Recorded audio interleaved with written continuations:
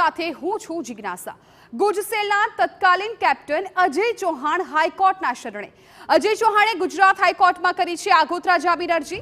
અગાઉ city sessions કોર્ટે આગોતરા જામીન નામંજૂર કર્યા હતા। પરવાનગી વગર એરક્રાફ્ટનો ઉપયોગ કર્યો હોવાનો આરોપ છે। પરિવારજનોને મુસાફરી કરાવી સરકારી તિજોરીને નુકસાન કર્યાનો આરોપ છે।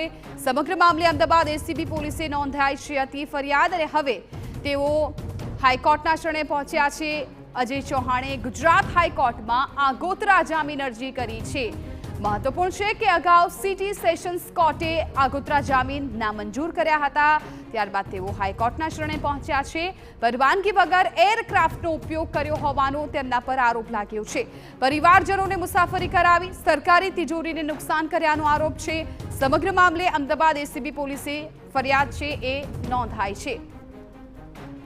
સંવાદદાતા રોનક વર્મા વધુ જાણકારી આપી રહ્યા છે। રોનક, જી બિલકુલથી અમદાવાદ ખાતે જે એરપોર્ટ આવેલું છે અને તે એરપોર્ટની પાસે જે ગુજસેલની ઓફિસ આવેલી છે તેના તત્કાલીન કેપ્ટન અજય ચૌહાણ ઉપર જે આક્ષેપ લગાવવામાં આવ્યા હતા, ખાસ કરીને પોતાના પરિવારજનોને કોઈ પણ પ્રકારની પૂર્વ મંજૂરી લીધા વિના વિદેશ પ્રવાસ જવાનો મામલો હોય કે પછી જે કોન્ટ્રાક્ટ છે તે અન્ય કંપનીને આપવાનો મામલો હોય, એસીબીમાં જે પ્રકારે ફરિયાદ નોંધાઈ છે ત્યારબાદ જે આગોતરા જામીન છે તે ગુજરાત હાઈકોર્ટમાં કરવામાં આવી છે। ખાસ કરીને જે કેપ્ટન અજય ચૌહાણ છે તેમના ઉપર જે આરોપ લગાવવામાં આવ્યા છે તેને જ લઈને અગાઉ જે city civil and sessions court છે તેમાં પણ અરજી કરવામાં આવી હતી અને જે તપાસ થશે તેમાં સહકાર આપવાની વાત છે તેમના દ્વારા કરવામાં આવી હતી, પરંતુ અગાઉ કોર્ટે તેમના આગોતરા જામીન છે તે ફગાવ્યા બાદ હવે તેમના દ્વારા ગુજરાત હાઈકોર્ટમાં આગોતરા જામીન અરજી કરવામાં આવી છે। મહત્વનું છે કે અગાઉ પણ આ પ્રકારની ઘટનાઓને બાદ કરતા પણ અનેક વખત એવી ફરિયાદો ઉઠી હતી કે રાજ્યના રાજ્યપાલ અને મુખ્યમંત્રીને જ્યારે પ્રવાસે જવાનું હતું, સરકારી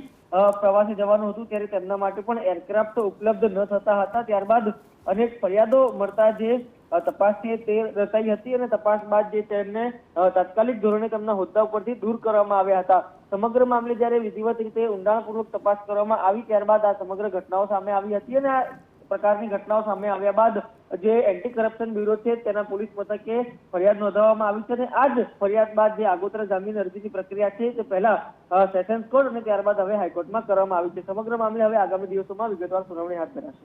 બિલકુલ રોનક, આભાર સમગ્ર માહિતી બદલ। હવે ગુજરાત હાઈકોર્ટના શરણે પહોંચ્યા છે અને પરવાનગી વગર એરક્રાફ્ટનો જે ઉપયોગ કર્યો હતો તેવો તેના પર આરોપ લગાવવામાં આવ્યો છે। ખાસ કરીને હવે તત્કાલીન કેપ્ટન અજય ચૌહાણ હાઈકોર્ટના શરણે પહોંચ્યા છે। અગાઉ તેમની આગોતરા જામીન અરજી છે એ નામંજૂર કરવામાં આવી હતી અને ફરી એકવાર તેમણે હાઈકોર્ટમાં જામીન અરજી કરી છે। પરવાનગી વગર તેમણે એરક્રાફ્ટનો ઉપયોગ કર્યો હોવાનો આરોપ છે।